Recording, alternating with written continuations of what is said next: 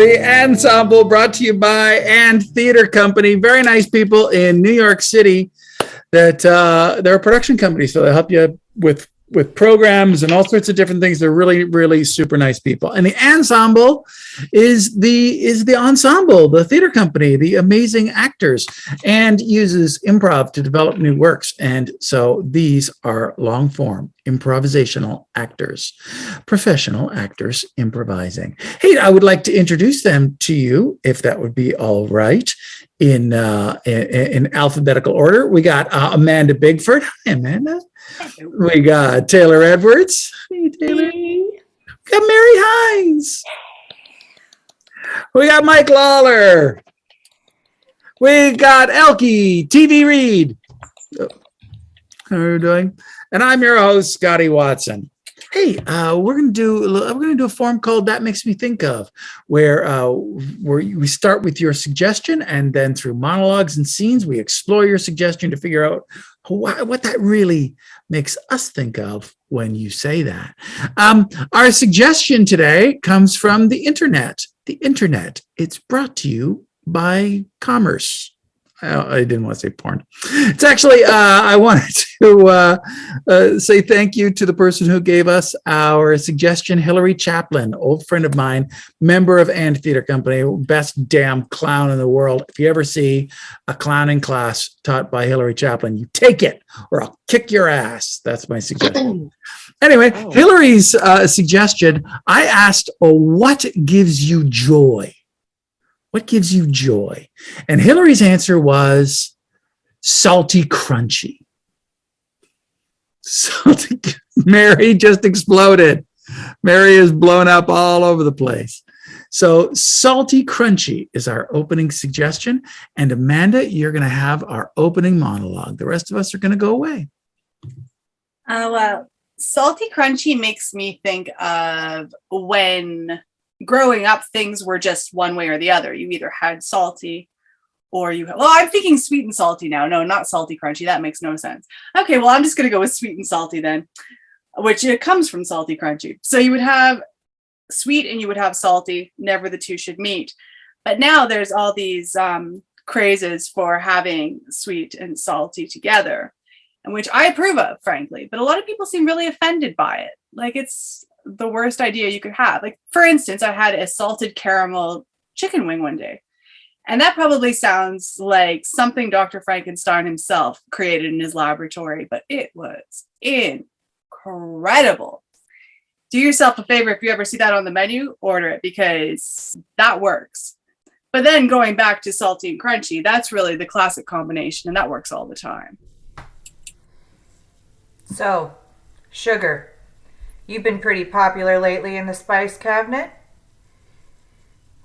Yeah, Annabeth. And thank you for calling me by my full name, because Pink Himalayan was my old name, and I'm a new artist, and I'm reforming myself.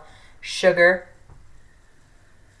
I'm sorry. I've been, the humidity makes me really, clogged. And I can't, if I don't get a good grind, then I just get all stopped up. I feel you. I feel you. And that's what I have always appreciated about you, is your grind. And that's why I'm reaching right back here to the back of the spice shelf, because this stuff is going to fly if anybody finds it. It is salted caramel pepper. We dated in college. Yeah, we had a thing. Sugar, I feel like I'm one-dimensional, and we're both crystals, right? We both have multiple facets and sides, and depending on who we're with, we change, right? But I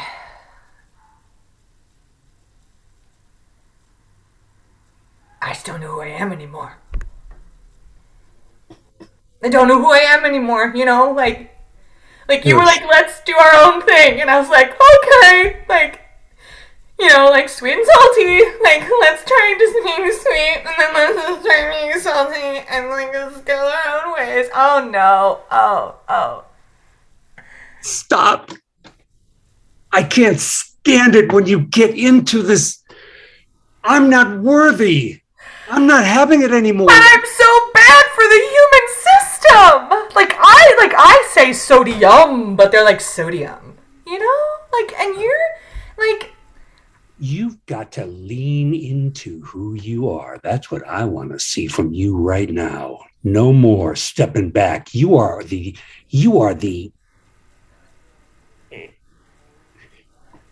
essence of the human body. I am the mineral that provides you hydration after drinking. You've got to breathe into it. I am the flavor that makes your pasta more interesting if you don't like hot sauce. Yes. I am the good part of every pretzel. Amazing, sugar. I feel it. Your spice is coming out of my pores. Maybe we should go on a date on the top shelf. Let's do it. Thank you, Mary. Thank you, Mike. That was awesome. Them sitting on that shelf makes me think of when I first started getting like spices and herbs in my 20s, and I was like, oh, wow, look. Garlic salt was exotic because all that I had was salt and pepper. And all of a sudden I had things like thyme and cayenne pepper. And I felt very adventurous as a cook. And I started throwing a lot of stuff, kind of some bad combinations from time to time into, like tuna helper and other things like that to get it to be a little more interesting. But I was branching out in my culinary experience, and I got a cookbook, and I started thinking that I could step off page and I could just start to wing some of these recipes, but I really didn't know enough to wing those recipes. So there was a whole bunch of pretty gross stuff that my family ate on a pretty regular basis, unfortunately. Whoops.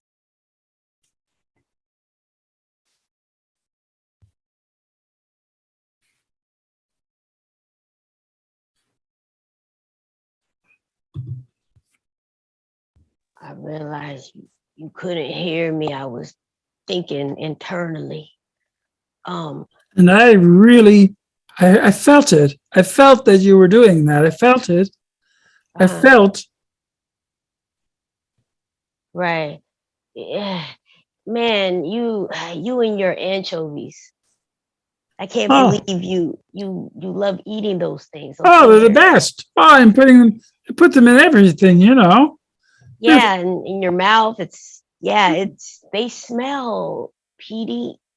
I've been meaning to tell you for the past hour. I don't know why you've been eating anchovies for an hour. I've been nursing them, actually. I wish you'd just eat them and just have them sitting out. Smell it. Patricia, I had no idea. I mean, I know that you don't like them. I know that you don't like them. But I've always thought that was our thing, Petey and Patricia, there they are. She's watching them eat anchovies again. Right. Things like that, where the way you try to rationalize things makes me think that this friendship has run its course.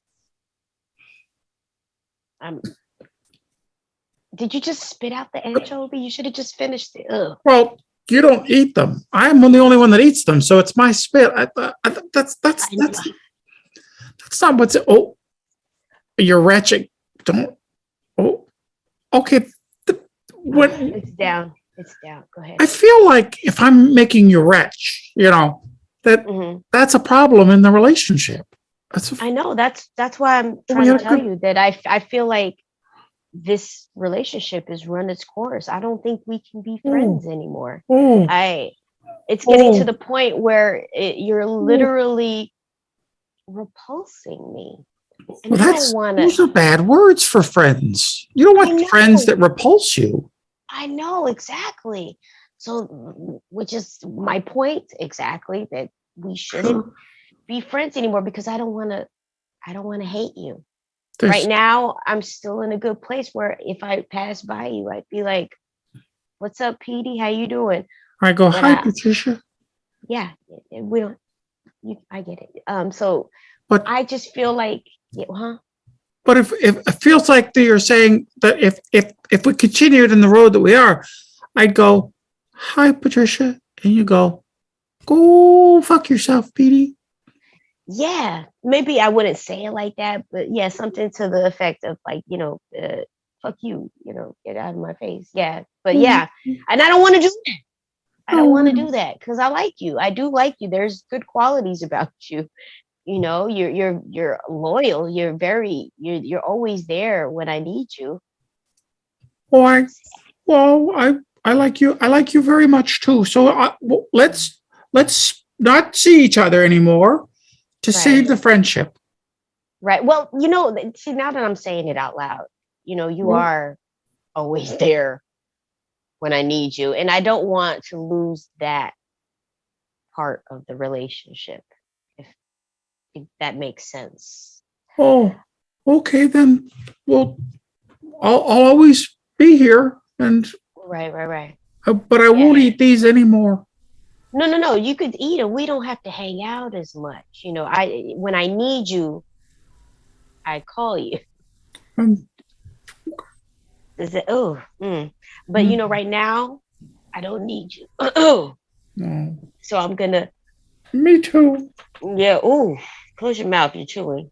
So, bad breath makes me think of plaque, which makes me think of teeth, which makes me think of a reoccurring dream that I've had a couple of times of my teeth falling out, or me like spitting out my teeth in my hand, or like in one of the dreams, I like pulled out one of my teeth. It didn't hurt. It was just like, pop, there goes the tooth.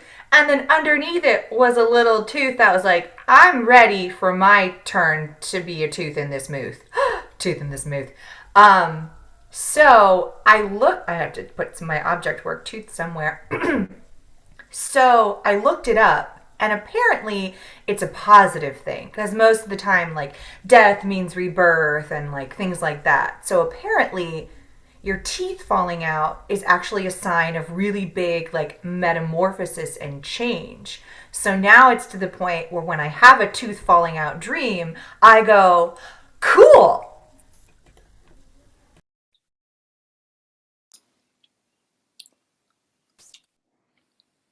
You counted all your teeth and there's I still did. I had to. Yeah. I had to. You know what? You come into my dream almost every night, and I lose my teeth when you do.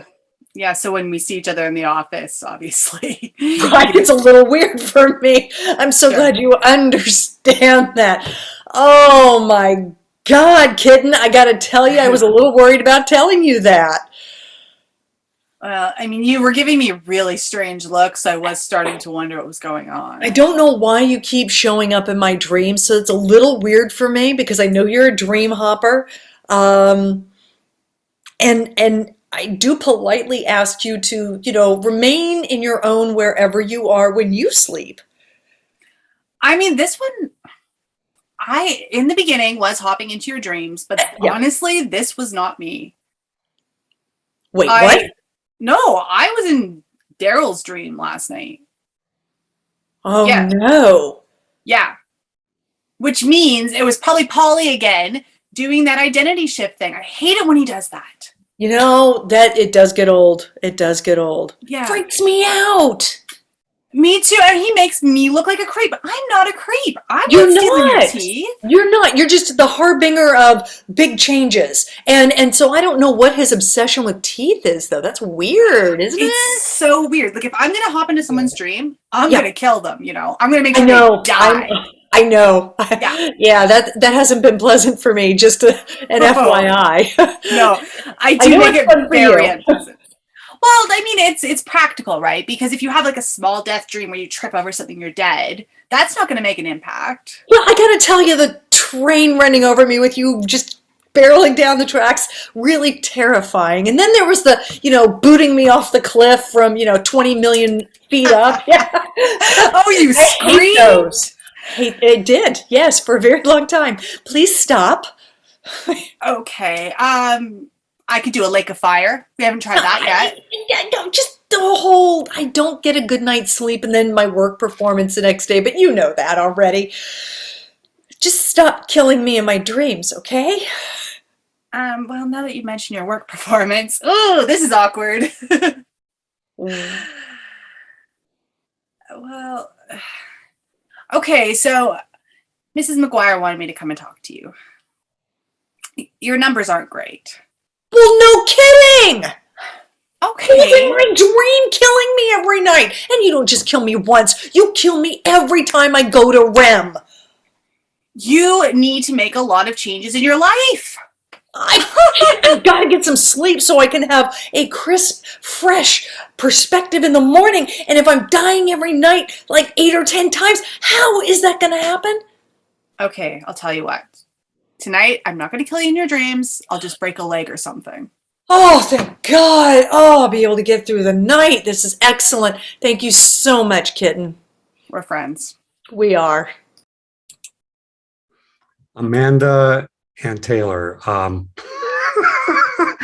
What are friends for? What an amazing scene. Brilliant scene.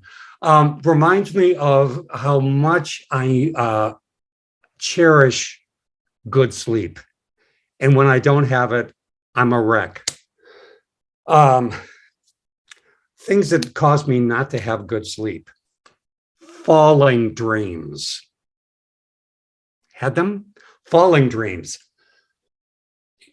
Like a bullet. I am awake and I'm absolutely I'm down. I'm going down. And it's just like that bizarre like awakening from deepest sleep to like, oh my God, what happened? What was that?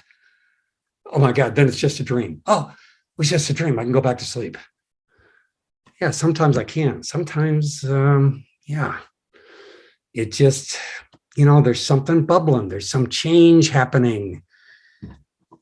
Maybe I'm going to get fired from work. Yeah. Now I'm going to go back to sleep. Okay.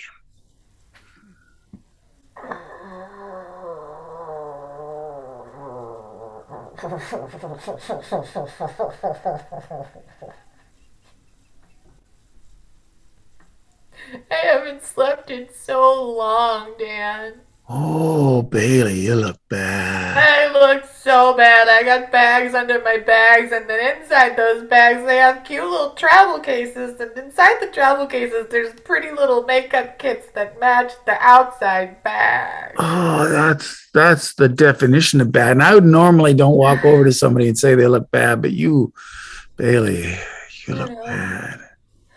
I think we should just get an extension on the presentation. Oh God, Bailey. Because I know that you massage your temples like you're making homemade bread every time you're overwhelmed. So, and that's like all the time. all the time. Like, when is there a time that I'm not tired and you're not You made this noise earlier. See, I've been trying to.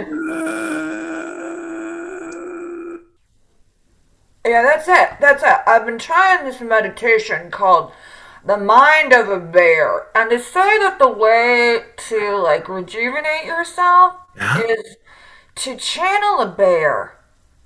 And so a lot of times that's through the vocal capacities of. Sure. That makes sense. That actually feels like I think that would be. You gotta sink into yourself like you just ate a bunch of dirt and bugs. And then it helps if you go in your shirt, so you really Let's try it. I think we might get some good ideas from a brainstorming session. Anyway, let's try it. Okay.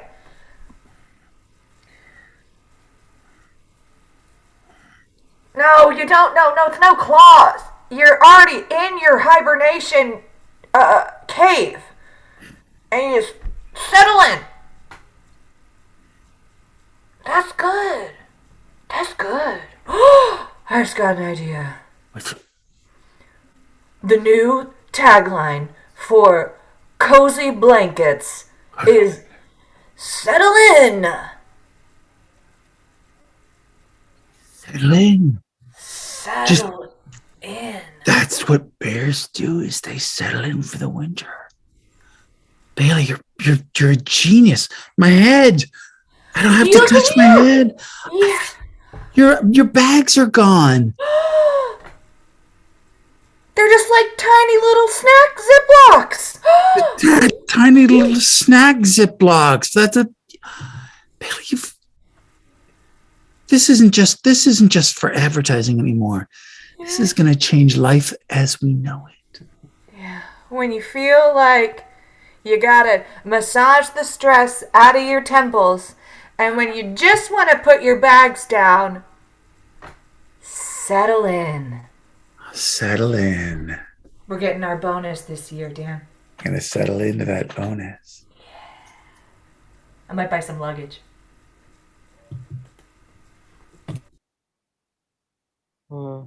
Luggage to go under her eyes. Oh, no, just playing.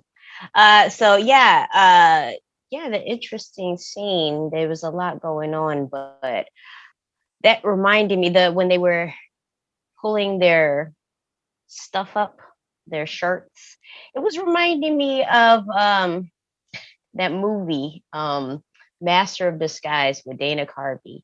He was saying, "I'm feeling very turtly." He had a disguise where he was a turtle, like a turtle man. It was ridiculous, but it was funny too. But I remember because I watched that with my mother like back when it came out, and like that was something that like she thought was funny too. So like we would like it was like a joke with us. Like we would out of nowhere sometimes we'd be like, "I'm feeling turtly." When that was our thing, we'd be like turtly. So yeah, turtly.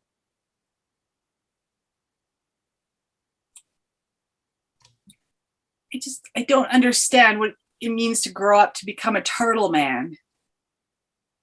Well, Marge, it's nothing you can't explain. It's a feeling. It's a state of turtleness. Yeah, and you've stolen all of my good turtlenecks for this. Oh, because you have the best turtle. Your turtlenecks are my inspiration. They're my being. They're how I'm living, and I'm gonna make it all right. I'm gonna buy you that vacation that you've always wanted to go on to Bermuda. You're going to take me to Bermuda, all expenses paid. Oh yeah, well that's where the filming's gonna happen. Oh no. What filming? Well, we've got a little hut there right on the water. You and me. Yeah. It's going to be experiential. You love the water. I love the water, Yeah. and we're gonna film this, and I'll be submitting it to the Turtle International Turtle Film Festival. Okay. I've been really, really, really patient with this whole turtle phase you're going through, but I don't want other people to know about this.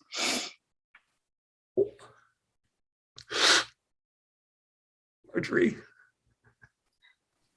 Tears. that's what the world. That's all. That's just my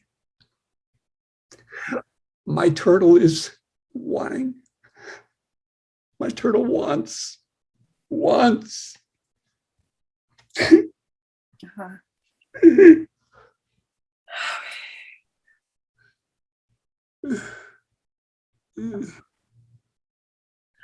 Okay, Davey. We can film a little bit, but nothing weird. Like, I don't want you wearing that Tupperware container on your back and crawling on the floor, okay? Okay. Okay. I'll only use the Tupperware for rehearsals. And I'm a method turtle. Yes, I do. So I'll be spending a lot of time on my Tupperware on my back and experiencing helplessness. So I'll be in ready when we film. Okay. And I'll need you to be my scene partner. Am I going to be the penguin today or the dolphin? Oh, the dolphin. I love to watch.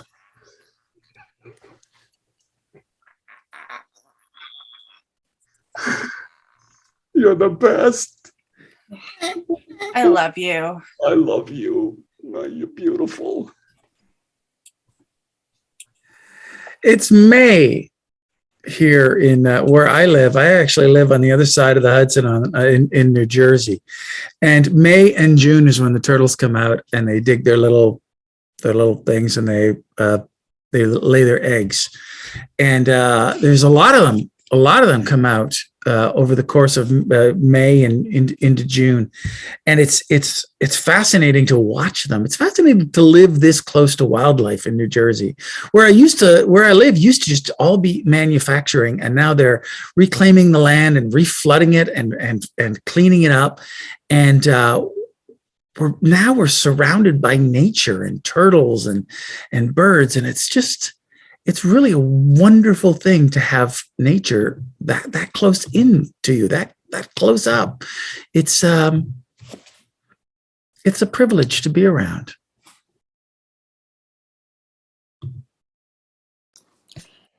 I swear to God, I thought there was a parking lot here. Really, don't be shy. Just, tell me what you're really thinking. Well, I honestly, I can't wait for, that thing to come out, of your belly. You have a, what is it called? The thing that you're in their bed. You mean the baby? Yes. The baby. Yeah. I'm not good with stuff like that, but I think it's going to be a beautiful thing. That's what they tell me. They tell me it's a miracle and it's good and it's all that stuff. And, it's real natural and stuff. Yeah. And, it's beautiful. It's amazing. Amber, I like the technology. I like the not nature part of everything. I like when there was a parking lot here instead of a great big, field of weeds. Right. So that's kind of why I brought you here. I knew it wasn't a parking lot anymore. It was something different. Yeah. I see. I brought you here because of the thing that you have, you're incubating. Because of the baby, you want me to have natural childbirth, and you don't want me to. I know. Yeah, it basically that, and I want the baby. So it's all of that together. Yeah. You want to take my baby away from me I after it's born? This is news. I did not know that. This is just. Yeah. That's why I brought you out here in the middle of nowhere to tell you. I'm not having the baby for another 6 weeks. I mean, that can be changed. I brought tools.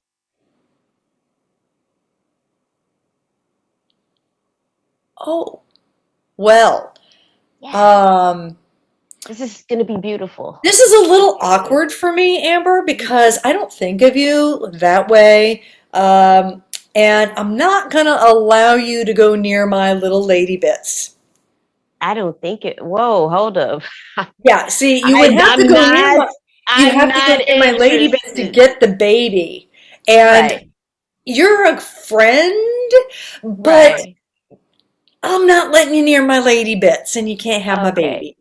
Okay. Well, we'll talk about that last part. But I mean, as far as going near your lady bits, I'm not interested in your lady bits. Like I'm not trying to look at your lady bits. I'm just trying to catch the baby You and take it can't. home. 6 weeks out. See, you have to wait for labor to start. And Uh-huh. looking at what you've brought, there's no Pitocin in there to start my labor.